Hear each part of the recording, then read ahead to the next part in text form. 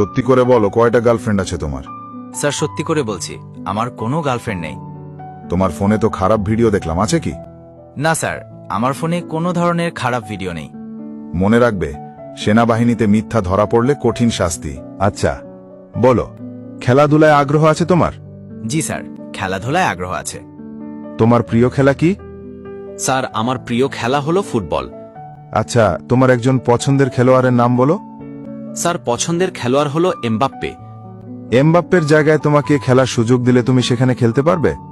Sir, এমবাপ্পের মতো খেলতে পারবো না, তবে কখনো যদি সুযোগ পাই তার জায়গায় খেলার, তাহলে আমি আমার সেরাটা দিয়ে খেলব।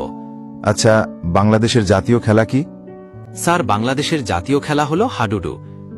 ক্রিকেটে বাংলাদেশের সেরা খেলোয়াড় কি? স্যার, ক্রিকেটে বাংলাদেশের সেরা খেলোয়াড় হলো সাকিব আল হাসান। আপনার জেলা ও দেশের জন্য কিভাবে অবদান রাখতে চান? স্যার, আমি সেনাবাহিনীতে যোগ দিয়ে দেশের সেবা করতে চাই। গাইবান্ধা জেলার মানুষকে সচেতন করতে চাই, যাতে তারা শিক্ষিত হয়, মাদক থেকে দূরে থাকে। দেশের যে কোনো বিপদে, বন্যা, দুর্যোগ বা সীমান্ত রক্ষা, আমি সর্বদা প্রস্তুত থাকব। ধন্যবাদ।